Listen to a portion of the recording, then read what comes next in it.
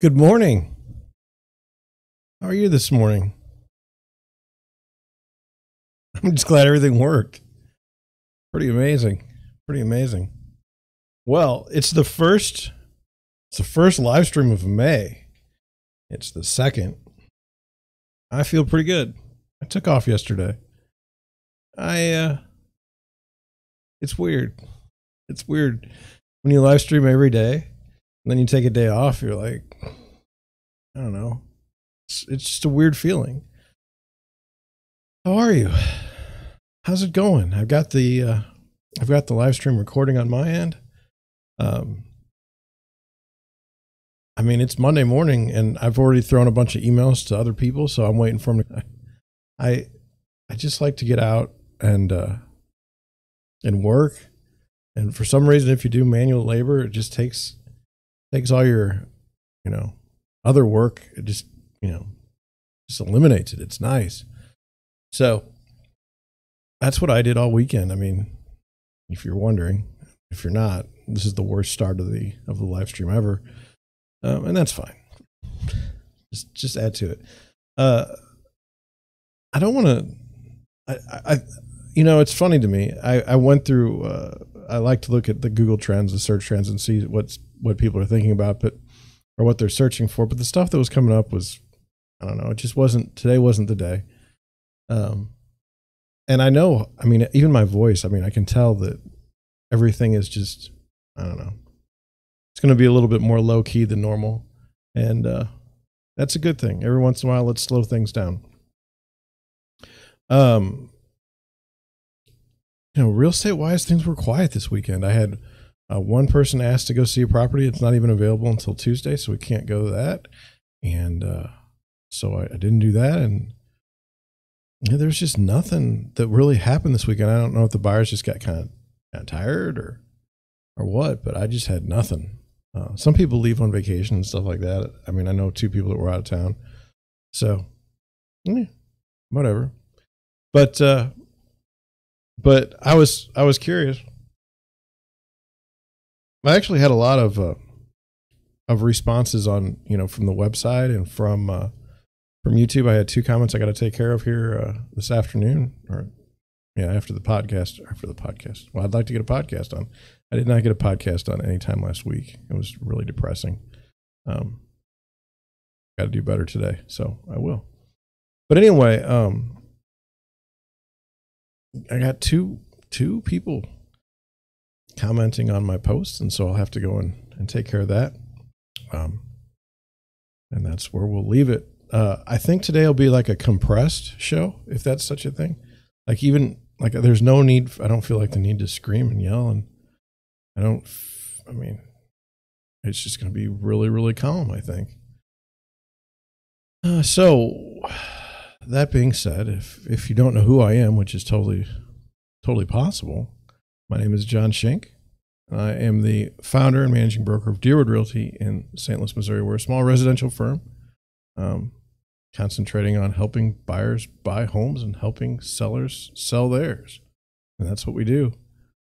94% of our business is just single family homes. But yeah, we have the Deerwood Realty live stream. That's what you're watching now. We have the Deerwood Realty podcast. Look for that at Apple, Spotify, everything else. At night, I do a live stream, Our Nature of Employment, which deals with employment issues in the United States and the rest of the world, how we look at employment and how we look at our jobs, and what's that all about. So we spend time on that. That's at 9 o'clock. So live stream at 9 a.m., real estate live stream at 9 p.m., employment issues. Sometime during the day, there's a podcast, and the rest of the time I spend going and helping my buyers and sellers. I don't know. Is this the week that things change in the marketplace? It just seems like buyers are fed up. It seems like it's pretty early. I mean, we're into May, and I'm seeing anecdotally more listings come to the market, or offers go bad. That is, properties come back on the market after inspections or things of that nature, where that didn't seem to be happening, 2 months ago. still a lot of traffic in showings. I mean, you can go to any house and you'll see like 30 people on the first day. So we do have to pay attention to that. But I don't know.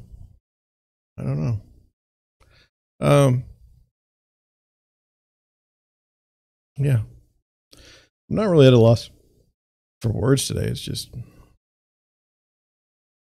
it takes me a while to get into the show, just like it takes, I don't know, it just takes me a while to get in the flow. And, having not done it yesterday, I'm kind of at a loss. Kind of want to go over the show. We're going to look at luxury homes in Las Vegas, Nevada today. Then I've got 3 articles up that are about affordability and rental rates. And I think that matters. A lot of people think like, oh, because houses are expensive, I'll go rent. Well, have you looked at the rental rates lately? Doesn't seem like you're going to be going there. So that's that. Yeah, just cold chilling this morning. It's really something. So anyway, let me get a drink, and I think we're just going to get into the show.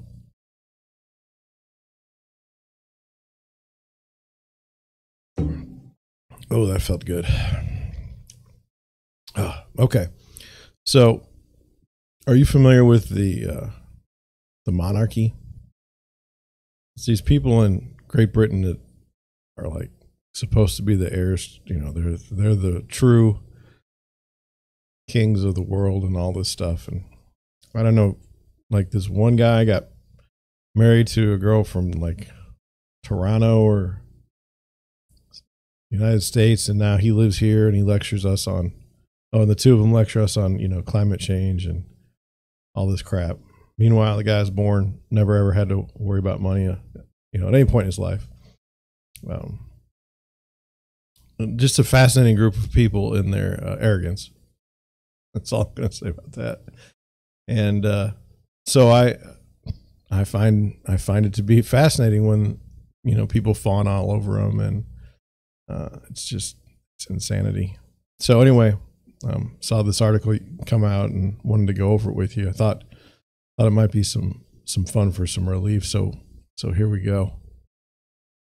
Why Prince Charlotte is the Queen of Sass. Now, I don't know who Queen Charlotte is, and at first I thought the Queen of Sass was like the Duchess of York or something like that. But no, apparently she's not really the Queen of Sass. There's no location that's Sass. But who doesn't want to learn about some royalty offspring that's sassy? It says Princess Charlotte turned 7 today, and to celebrate that milestone occasion, we're counting down some of her all-time sassiest moments. From having a stern chat with the paparazzi to not helping her brother during playtime, the young royal keeps the whole family and the rest of the amused world on their toes. Come for a video of Princess Charlotte refusing to give her flowers away, and stay for a whole bunch of very adorable photos. Happy birthday, Charlotte. Here's to so many sassy moments to come. Great. An entitled little nightmare of a child. It's really great. Keeping it real with the media, in 2018, Princess Charlotte was pictured heading to her brother Prince Louis's christening. When she spotted a group of photographers, she sternly informed them, "You're not coming." Then she proceeded to give the whole pack a withering look before entering the building with her family. The moral of this story: don't mess with Princess Charlotte. No, thank you. I don't need more. There she is. I don't know who these people are. They seem oblivious to the rest of the world. Finding her own way, Princess Charlotte accompanied her parents to a party for military families in 2016, and as soon as her mom briefly dropped her hand, she beelined straight to an impressive display of balloons which she proceeded to gleefully hit. Prince George quickly followed suit, sassy joy personified.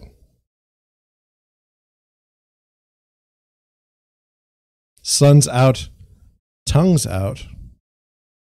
Princess Charlotte let her Sass flag fly at the King's Cup Regatta in 2019 when she playfully stuck her tongue out at the whole crowd. The moment gained a big laugh and caused an amused Kate Middleton to quickly pull her daughter away from the window. Okay. Always busy doing her own thing. During the Chelsea Flower Show in 2019, Charlotte had a true blast exploring nature. At one point, per The Mirror, she successfully swung on a rope and was too busy basking in her triumph to busy herself with anything else. "Can you help George?" Prince William asked, to which she tartly replied no and went right back to her day. Pulling faces.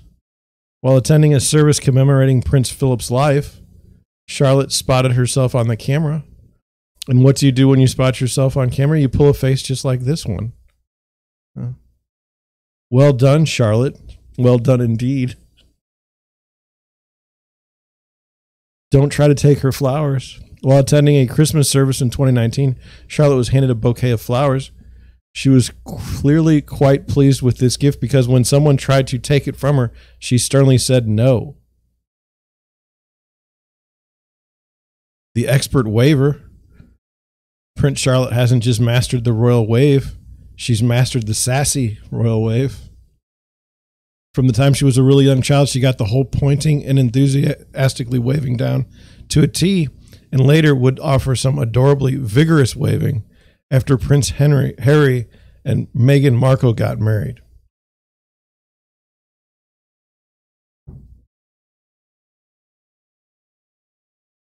I did it.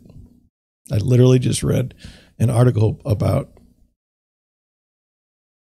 the Queen of Sass. I forgot her name even. Charlotte. Apparently she's not a real Queen of Sass.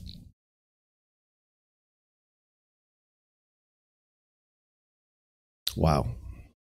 Wow.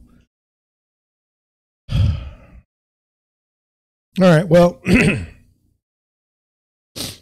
don't know if you feel better or worse after hearing that.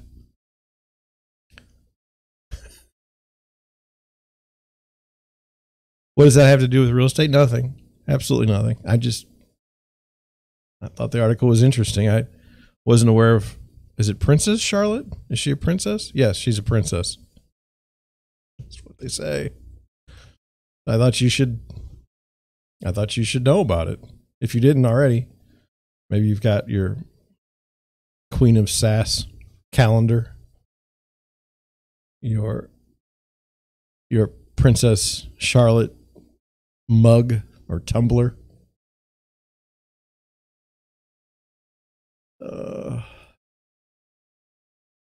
I mean, hey, whatever. No one ever really wrote an article online about my kids, and no one called them the Queen of Sass, which is fine. I'll live. But anyway, hope you enjoyed that. I'm befuddled by it. Let's look at interest rates. I mean, sure, that's a perfect transition. Here we go. Let's see here. I had the wrong button, so I got to do this. Here we go. All right, here we go. Okay, interest rates. Now it's Monday, so the rates haven't exactly done anything since our Saturday reporting. 5.41%. If you ever want to know kind of what the rates are doing, you can always look at DeWoodRealtySTL.com, and that will give you rates. Everyone likes to know the rates. Moving on. Have you been to Las Vegas before? I have not. So I thought we should look at some single family homes. I'm honestly, we might have a record for the shortest live stream ever today if things don't pick up. I don't get out of my funk. Okay. Here's the first house. $21 million seems like a lot of money. 5 bedrooms, 5.5 baths, 9,427 square feet. Built in 2019. Your HOA fees a month, $1,700. 49 pictures. I'm good with that. Property history listed since November of 2021. Property details. Okay. Majestically perched within the Summit Club with city, mountain, and golf course views is a stunning 5-bedroom, 8-bathroom home with over 9,400 square feet of luxurious living with timeless design elements. A grand great room with gorgeous natural light, dramatic wood beam ceilings, and exquisite views. The architectural use of arches throughout the home adds to the richness of the interior, while black iron doors and window frames bring a definitive feel of security and comfort. The home's kitchen offers the highest quality appliances from Heston, La Canure, and Thermador. The master bedroom is a decadent retreat resplendent with a spa-like bathroom that includes a private outdoor terrace with an outdoor shower. Really? The home also features a secluded private apartment. This space includes its own stairs, elevator, living room, bedroom, bathroom, and laundry. The entire upper level is devoted to entertainment with a game room, lounge, bar, and golf simulator. It is home on every level. Okay. All right. I mean, this is on a half-acre lot, $21 million. Looks like it's in the middle of the desert. Those are iron doors. Apparently that adds to the security. There's arches. Again, in the description.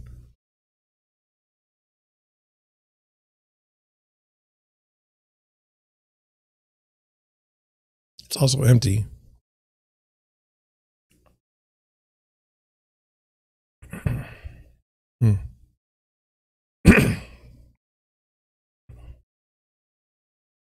Here's the pool. Who doesn't like a good pool?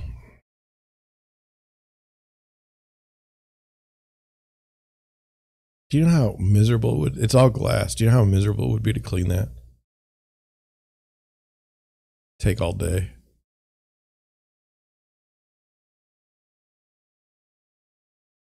People that buy houses for $21 million probably aren't worried about cleaning the glass. You know, what I wonder is, has this house ever even been occupied? Or was it a spec home?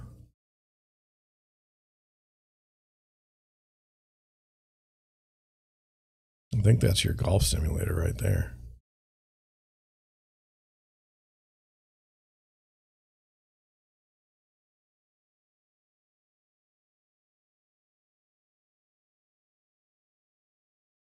I kind of like that. But that seems like a lot of money, $21 million for that house.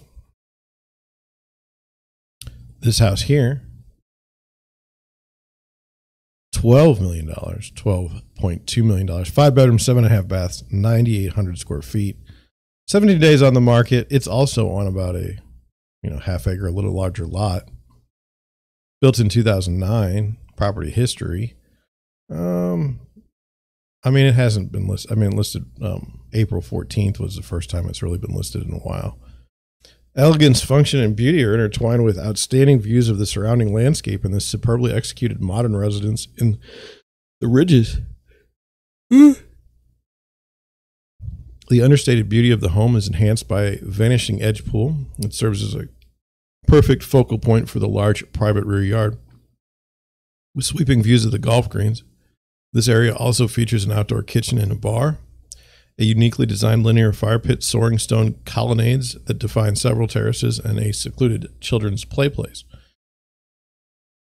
Well, let's look. There's only 39 pictures. I like that. There's the pool. Looks like it's on a golf course, but I can't prove it. See right here? It looks kind of like a golf course.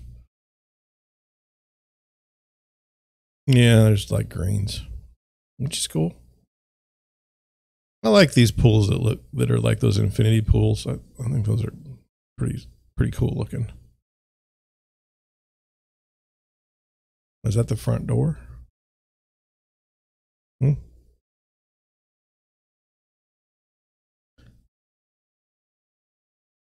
Very nice kitchen.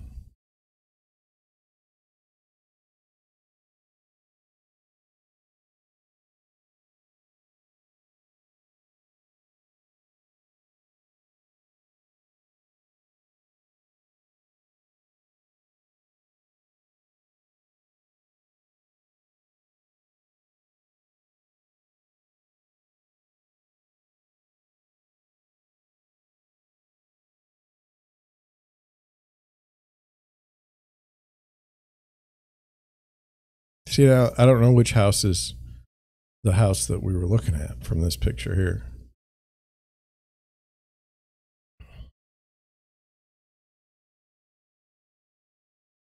Okay. Now, that guy has both of these properties, the listing agent. So, I mean, maybe he knows why one is what? Like $9 million more? About the same square footage. About the same lot. I mean, maybe this is closer to, I don't know. It just seems like kind of feeling this $12 million one. Let's look at this one. No, I think I've seen this one, so I'm not going to do it. Let's go look at this one here. 9 million. Been on the market 17 days. Built in 1995. It's ancient by modern luxury home standards. 6 bedrooms, 9.5 baths, 11,494 square feet on a 1.64 acre lot. So, I mean, just a bigger property. Let's look at some property history. Let's see if it's been just listed in April 15th. Property details. Nestled within the 27-hole championship golf course comprising 3 unique nines in a parkline setting in Spanish Trail. Backyard faces 2 of the 3 courses, just 4 short miles from the Las Vegas Strip. Is an elegant and sophisticated estate of approximately 10,916 square feet. This 5-bedroom, 7-bath property provides an additional 578 square foot pool house with 2 additional bathrooms and a kitchenette. Lavish resort-style living with timeless details to make coming home a daily luxury. As you enter through the double gates, the exquisite landscaping, gorgeous roses, bubbling fountains, and 4-season sculptures make for the perfect welcome retreat. Primary bedroom with separate his and her primary bathroom. Sophisticated 5 bedrooms, all with ensuite, each with individual floor-to-ceiling windows overlooking garden views and outdoor access. 1 of 6 garages converted to an apartment with 1 bedroom, 1 bath, and kitchenette. Elegant architecture throughout. Direct access to the garden from every room. Resort-like living. Well, that's kind of interesting. I'll get a drink. 45 pictures. We'll do it.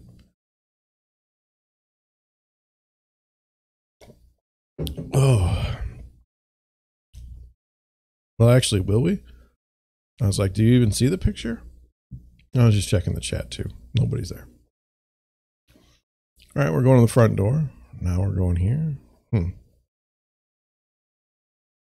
It's like we're going backwards and then forwards and like, oh, now we're in the house. Okay. Kind of an interesting, I don't know what that is or why. This looks rather sterile.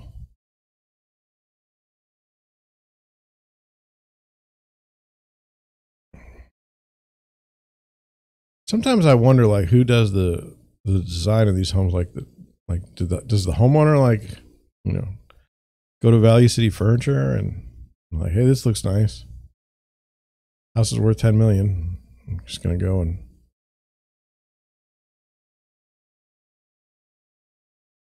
no, I mean, like, look, she has a $10 million listing. Okay, I don't. But what are we doing here? We got 2 pictures of a pool table, and now all of a sudden we're outside again. Now we're back inside. I mean, like, did you even look at the photos when you put them up there? You can't be bothered to organize photos on a $10 million listing?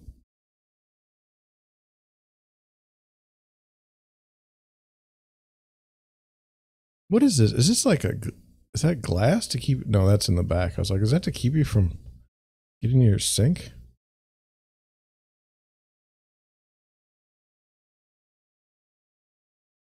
Hmm.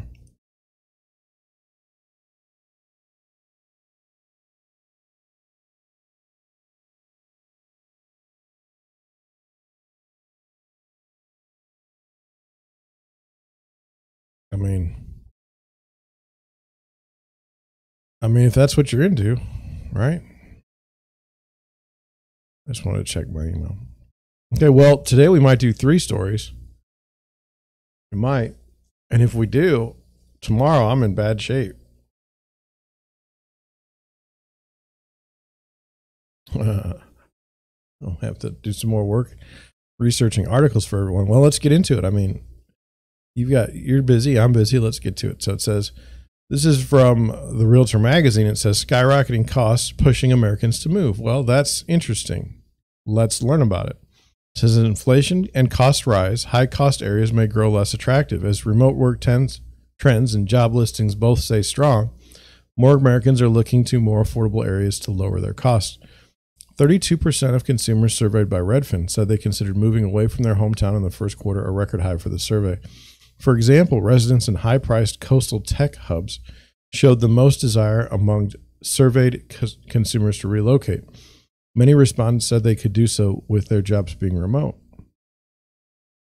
I've worked with many home sellers who are moving to a completely new area, said Nicole McCormick, a Seattle Redfin real estate professional. A lot of them are remote workers or people who feel confident they'll be able to get a new job, leaving for some near places where they can get more for their money, like Phoenix or Sacramento.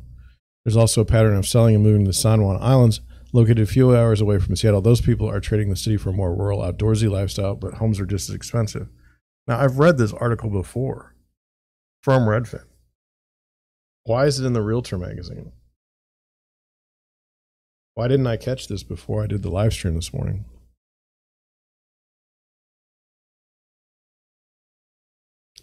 I don't know. I feel like they should have credited Redfin a little bit better there, because I literally read that article before. I'm kind of embarrassed, but in a way, it's like it's kind of the way the day's going. So, okay, let me check on something real quick. Well, speaking of Redfin, I don't know.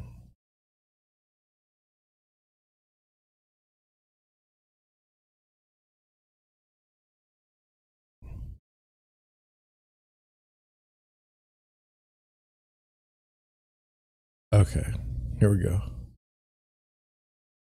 So Redfin, let me get to it.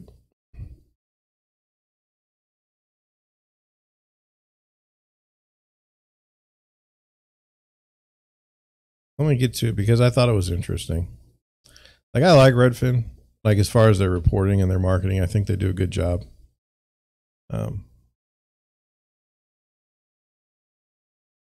But I'm literally doing the show like while we're sitting here,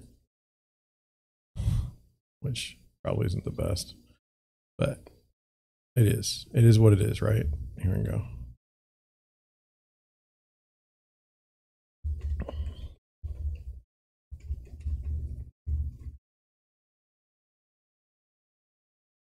Do this here.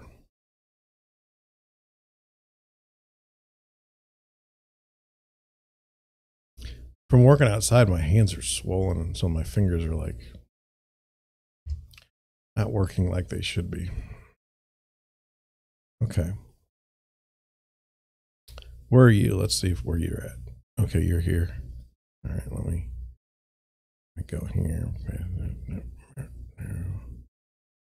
Put that there. We're done with this article. It says Redfin settles Fair Housing Act lawsuit. Oh my God. Let me just get to the article. Brokerage promises to eliminate minimum price for services, admits no wrongdoing in sweeping agreement. Okay, so they're not going to admit wrongdoing, but they agree to change their practices. It's like, okay, all right. That doesn't sound legalese at all. Let's look at it. It says Redfin must revamp its business, including eliminating a minimum home price for service in order to serve more non-white home buyers. That was but one prong of a multifaceted agreement that Redfin and 10 other fair housing advocacy groups filed at a Seattle federal courthouse Friday. The deal probably ends a lawsuit that the National Fair Housing Alliance and like-minded groups filed 18 months ago, accusing the brokerage and popular real estate listings website of offering services in predominantly white neighborhoods at a substantially greater rate than it does in communities of color. Redfin's practices, the plaintiff said, perpetuate the stark patterns of housing segregation that plagues our nation. Well, now let's just go over that. I'm just reading from this. I don't understand it, but it says they offer services in predominantly white neighborhoods at a substantially greater rate than it does in communities of color. Huh. Interesting. Redfin did not admit that it violated the Fair Housing Act or any other law, rather stating it entered into this settlement agreement for the purpose of avoiding the burden and expense of protracted litigation. Redfin did agree to give plaintiffs $4 million as part of the deal. A federal judge, James Robart, must formally approve the pact.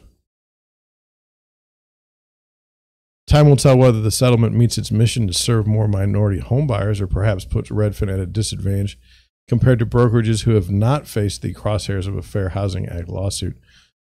Fair Housing Act lawsuits are everywhere. Non-governmental organizations are paid by the government to sit there and try and find a way to trip you up in fair housing. It's great.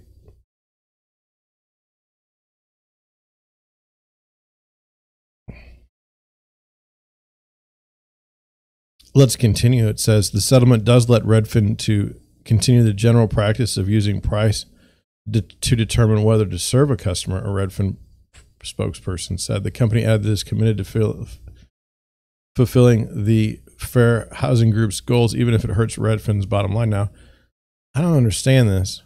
I don't understand what is going on here. It says it lets Redfin continue the general practice of using price to decide whether to serve a customer. Price to decide whether to serve a customer. What are they saying? Like they don't? Well, I guess what it is Redfin does discount brokerage. I'm guessing. I mean, I know they do discount brokerage, and I'm guessing what happens is if they go to a neighborhood where it's like a $40,000 house, they can't make any money at all on their services, and so they say like, here's our minimum, and the minimum is more than, you know, what maybe what a lot of other people would be charging. And then what happens is they tell their webmaster like, hey, we don't want to service these areas, so don't advertise here, which is all wrong. Don't get me started. Now, if I can't make some sort of, you know, if I'm going to lose money, I'm a single brokerage, single person with one agent. I can't take listings to lose money. I mean, they don't balance out. That doesn't happen. So I get it. I see what they're doing.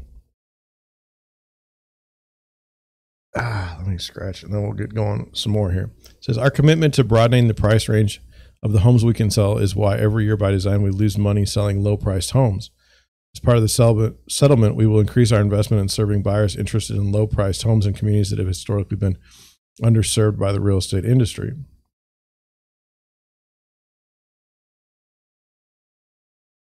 It says many brokerages, particularly those who focus upon a more high-end clientele, can end up serving predominantly white neighborhoods. But Redfin's model of employing agents arguably made vulnerable to a Fair Housing Act allegation. That's because the company could potentially be held liable when Redfin managers direct employee agents to set price thresholds for what clients to serve.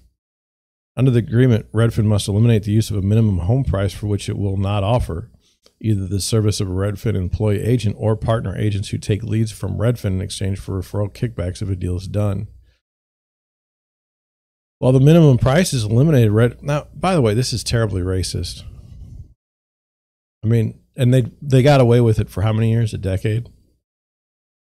And even then, they didn't agree to any wrongdoing. They just said, that's our business practice. They gave somebody $4 million to go away. And it's not great. Not great. While the minimum price is eliminated, Redfin will continue to use home price to determine which homes are sold by Redfin employees and partner agents, which doesn't make any sense. While the minimum price is eliminated, like, so they were saying, like, we don't sell your house if it's 20 grand. We just can't do it. Sorry. I guess. And then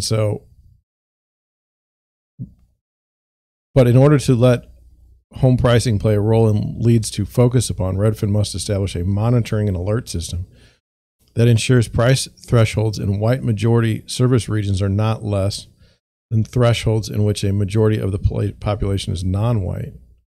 By the way, that's racist too. Like, let me try to do that this way. If an underserved community, if somebody from that community wants to move somewhere else in a white area, they should be allowed to do that, and there should be no issue. And to classify all these people as non-white, white majority, all this crap is just creating more problems at the level of human beings, like all of us being together and working together towards a common goal of being good citizens. It's really bad. Asked about this monitoring and alert system, a Redfin spokesperson said that the company did not have past problems with lower pricing thresholds for predominantly white areas. When we analyzed our service in 2021, we found that with price being equal, Redfin employees are more likely to serve neighborhoods of color than extremely white neighborhoods. Well, I mean, go ahead and have them release the information and data that says that's true. And then if that is true, then why did they settle this lawsuit? Because they didn't want to be burdened by litigation? Well, maybe you should be burdened by litigation and actually get the thing done right. Not like you can't afford it. You know, that's the issue. Somebody comes at me with a fair housing complaint, I'm out of business. Somebody comes at Redfin, they just fold like a paper cards. House of cards. Folds like a house of cards. So as part of the settlement, Redfin agreed to recruit and hire to increase racial diversity within employee agents and associates agents and partner agents. It's out of control. The recruitment strategy necessitates working with the National Association of Real Estate Brokers, which historically represents black real estate agents, as well as the National Association of Hispanic Real Estate Professionals and the Asian Real Estate Association of America. Another settlement plank is an advertising plan that promotes Redfin's services to prospective sellers and buyers of homes in non-white communities. Advertising plan that promotes Redfin services to prospective sellers and buyers of homes in non-white communities. Redfin is also to hire a senior executive to serve as a fair housing compliance officer, to serve as a point of contact for settlement implementation. So somebody's going to get 6 figures to sit there and do that. And the court said that's okay. Like, it's really pretty impressive what goes on in America. Redfin is also, indeed, much of the settlement hammers out benchmarks to ensure that Redfin is in continual contact with the National Fair Housing Alliance and allied groups. This includes accepting the group's ideas for employee agent training content unless Redfin has a good faith reason not to accept. My God. I mean, what a mess. Reached Friday afternoon, Diane Hawk, a lawyer representing the plaintiffs, said that the issue with Redfin was not so much that its agents are employees, but that the brokerage is using an automated website platform to inform prospective buyers that services will not be provided for certain homes based on home price throughout a metro area. Only a few realty firms focus on affluent areas. The vast majority of them work with buyers and sellers at various prices. That's true. I mean, I list houses all over the place for any price, and I don't care. I mean, that's my business. I mean, if it's a lower price listing, I can only offer so much. That's the way it is. If it's a higher price listing, I can only offer so much because they'll go somewhere else. It's really not that difficult. Also, the National Fair Housing Alliance provided a joint statement with Redfin, which reads in part that the settlement agreement reflects the priority parties' joint commitment to the fair housing goals outlined in the agreement.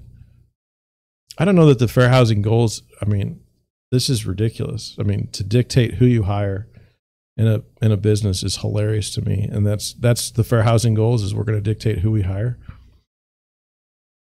The parties recognize that these changes advocate or advance their commitment to equitable real estate services, and that much work needs to be done in the industry to eradicate the historical impact of systemic racism on people and communities of color. Okay. All right. Well, I'm glad this lawsuit's going to really punish Redfin and show them how to treat communities of color. This one lawsuit here, it's great. Even though they don't admit any wrongdoing, but whatever. It's just ridiculous, the whole thing. Housing affordability declines in February. At the national level, housing affordability fell in February compared to the previous month, according to the National Association of Realtors Affordability Index. Compared to the prior month, the monthly mortgage payment increased by 6.1%, while the median family income rose modestly by 0.4%. Okay, so that's not a good situation. Compared to 1 year ago, affordability declined in February as the monthly mortgage payment increased by 34.4%, and median family income rose by 3.6%. The effective 30-year fixed mortgage rate was 3.83% this February, compared to 2.86% one year ago, and the median existing home sales price rose 15.5% from 1 year ago. This is hard to believe. Oh, this is like an inverse chart. So it was very unaffordable in February of March, and now it's very affordable in February and March, and it's not very affordable now. Median family income, there you go, look at that. How did that happen, by the way? Stimulus check? I'm just asking, I don't know. As of February 2022, the national and regional indices were all above 100, meaning that a family with a median income had more than the income required to afford a median price home. The income required to afford a mortgage, or the qualifying income, is the income needed so that mortgage payments on a 30-year fixed mortgage loan with a 20% down payment account for 20% of family income. The most affordable region was the Midwest, with an index value of 192. The least affordable region remained the West, where the index was 102.1. South was the second most affordable region. Northeast was the second most unaffordable region. Home purchase was unaffordable for a typical first-time buyer intending to purchase a typical home. Look at that sentence. A home purchase was unaffordable for a typical first-time buyer intending to purchase a typical home. First-time home buyers typically spent 25.6% of their family income on mortgage payments, making a home purchase unaffordable. A mortgage is affordable if the mortgage payment amounts to 25% or less of the family's income.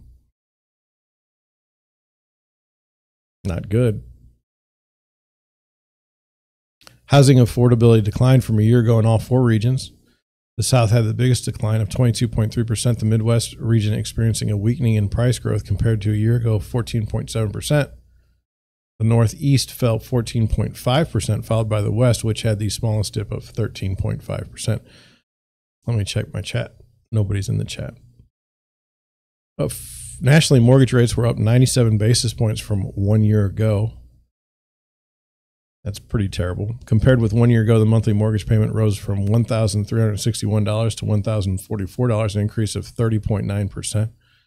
The annual mortgage payment as a percentage of income inclined to 5.7% this February from 25.9% a year ago due to higher home prices compared to lesser gains in median family incomes. Regionally, the West has the highest mortgage payment to income share at 24.5% of the income.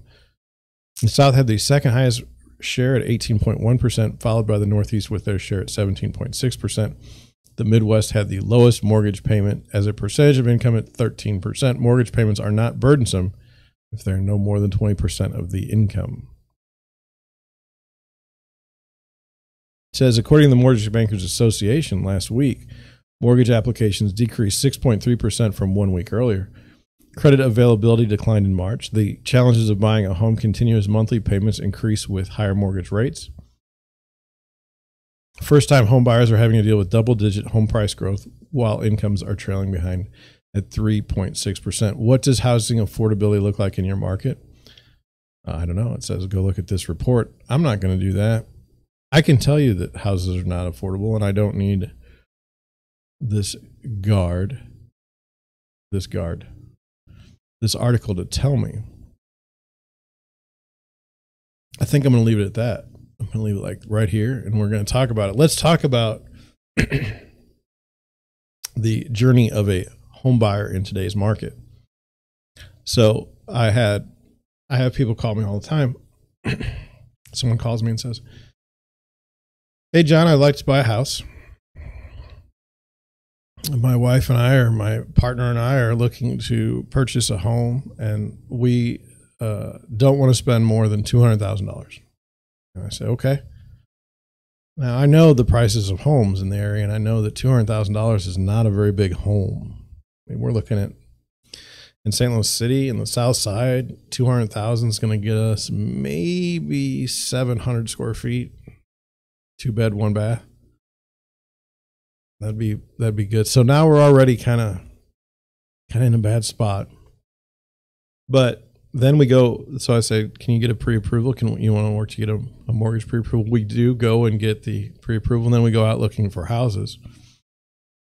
And the buyers are good people. They have full-time jobs. They're fine. There's no issue. And so we look at houses, and every weekend there's 35 people at the house, for showings. And the houses go for, like, if the house lists for 160, it'll go for 185, 190. And so then what happens is you're looking at a house at the 190 price point, and it doesn't look very nice. It's not somewhere where you would want to live. It's not something that you would want to buy. And yet you're going to end up spending even more than that. You'll probably be at like 210, 220. That's the problem in the housing market right now for young buyers. It's tough. And I say young buyers, like first-time home buyers. Maybe you got a divorce and you're looking for your next home to, start a new life in. It's expensive. It's expensive. As a percent of income, that's what that's one way to look at it, as a percent of income. But what I don't understand in that particular article is, let's say you're making like $200,000 a year. I know it's crazy. And rather than buying like a $500,000 house, you want to buy a, $200,000 house. Now, as a percent of your income, it's like really low. So is everyone doing the same thing? I mean, that's where I'm coming from. It seems like an awful odd way to calculate the information and be anywhere close to accurate. A lot of people would ask me, like, say, John, what's the relief? How do we fix this problem? We need to build more houses. Okay. But when we build those houses, they need to be not affordable houses. We don't need building affordable housing. That will take that building housing, increasing the supply of housing at any price point will fix the affordability problem. You don't need to set aside, 10 single family homes in a 700 family home development for less than the sales price of a comparable home. You don't need to do that at all.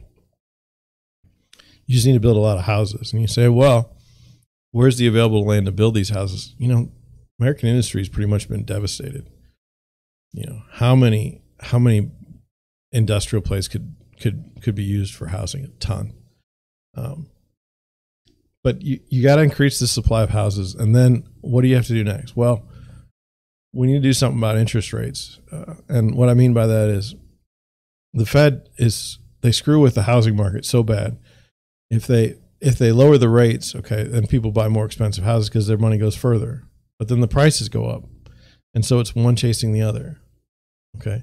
You need a monetary policy that doesn't do exactly what we're doing, which is just you flood the market with all this available cash. People buy houses left and right. It raises the prices. And then all of a sudden you're like, oh my God, inflation is out of control.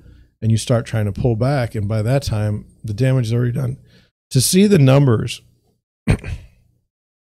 we're about a month behind on all the numbers all the time. So you can go a whole month before anyone's going to notice what's going on. And certainly in this environment where we're in, It's just crazy. Now, that's the two things that would fix the problem. Why don't we do those things? Well, you know, we have NIMBYism, the not in my backyard thing. We can't build more houses. We can't just increase the supply. We have to increase it with you know, strings attached. So, you know, you have to do your 20 houses in the neighborhood that are, you know, that are affordable houses, quote unquote affordable. You have to do, you know, environmental studies of the land. You have to go before the board. You have to do, I mean, it's a nightmare. It's a nightmare if there's any sort of, you know, wildlife or any, God forbid there be anything that's, you know, in that situation where you got 2 or 3 years. I mean, if you just look, I don't know how you could statistically do it. I don't know who would have the statistics, but look at how long it takes to do a development now. From start to finish, how long does it take to do a housing development? That is, from the point in time when you actually acquire the property to the time where your permits are complete, to the time when you actually can build and the time you actually finish. It's like a multi-year deal. And by that time, that's rife with difficulty because, I mean, you can get your permits and everything, and then all of a sudden the market changes and all of your homes are, you know, going to be way too expensive for you to make it. I mean, you're actually going to lose it. I mean, you're going to lose it if you build those houses. So you've got that problem. It's bad. It's bad. I'm not feeling great about the future of housing, but what I would offer is, like, let's just say you built a bunch of $500,000 homes. Well, what would that do? Well, if assuming the people moved to those $500,000 homes, they'd be leaving other homes, and those other homes is what's key. I mean, one of the things that's held back where I live in Afton, which is South St. Louis County, is the houses are like 1,000 square feet, maybe up to 1,500. The predominant construction is 1,000 square feet, maybe up to 1,500 square feet, maybe 3 bedrooms and 2 baths, maybe, but a lot of 2 bedrooms, 1 baths. And like, if you're a family and you want 4 bedrooms, good luck finding it in Afton. A natural 4-bedroom home, not that many. Not that many. Now people have made additions and stuff like that to their houses, but as far as like one that was actually built for 4 bedrooms, not likely. Not likely. There are some. I mean, I know the subdivisions and everything where there are, but that's what's held, you know, Afton back. And I mean, our houses many of our housing was built in the 1960s, early 1960s. The way we think about families, the way we think about housing is, you know, shifted dramatically since then. So, you know, if we can increase the availability of housing, it has to drag the most terrible properties up in value. And if they are brought up in value, there's some incentive to, you know, make repairs on those houses. And, you know, that's where, if you can get equity in a house, you know, that's going to benefit the market.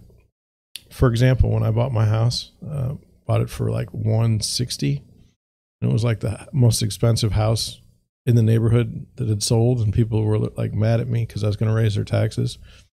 I think we're in the 3s now for a house in my neighborhood. If I need to add an extra, or if I need to remodel a kitchen, am I going to do it with that much equity? Absolutely. Absolutely. Now, if I was in a negative equity situation, would I do that? Nope. No, I wouldn't add a kitchen, because what would be the benefit? So we need more houses. We need a consistent interest rate, or at least something that, like, people, like, when I got into the business around 2007, okay, people were like, I'm not spending money on my house. There was a lot of business for real estate agents then. But and whatnot. Don't get me wrong. I think that there should be like minimum square footages for developments. I think that's okay for a municipality to assign that. I think it's okay for a municipality to say a certain percentage has to be a brick or it can't all be siding or something like that. I think that's fine. I don't mind restriction. We've almost gone back to like the 1910s, 1920s, where you have these massive houses on these small lots. It's really something. It's really something. For a while there, we were getting a decent sized house on a decent sized lot, but we've really gotten away from that. So, I mean, those are the things that I would do. But you're not going to, like, this problem didn't happen overnight. Well, it kind of did. I mean, when the Fed went to zero rates, that kind of knew it was coming. But, these problems are like structural. It'll take time to change them. Structural, and then it'll take time to change them. This isn't something where you snap your fingers, it gets fixed overnight. So, anyway, I think I'm going to head out a little early today. With that being said, I have a good day. Good day coming. So, anyway, tell how chill I am. This doesn't happen very often, so I'm going to enjoy it. But thank you for watching. If you're watching this 6 months from now, would you do me a favor and hit the subscribe button? It helps me because I'm a boomer and I like to have the idea of a lot of subscribers. Right now, I think I have 10. So any subscriber is going to mean a lot to me. Now, when I get into the millions, which probably never will happen, but if it does, one subscriber won't mean a whole lot to me. It'd be like blocks of 100 or 1,000. But right now, one subscriber means a whole lot. So if you could click the button, you may never ever watch a video again. That's okay. I just need subscribers. I don't know. It would make me feel good. So anyway, I'm going to head on out. Thank you again for watching. Hopefully I'll get a podcast out today, but we'll find out. I will talk to you later.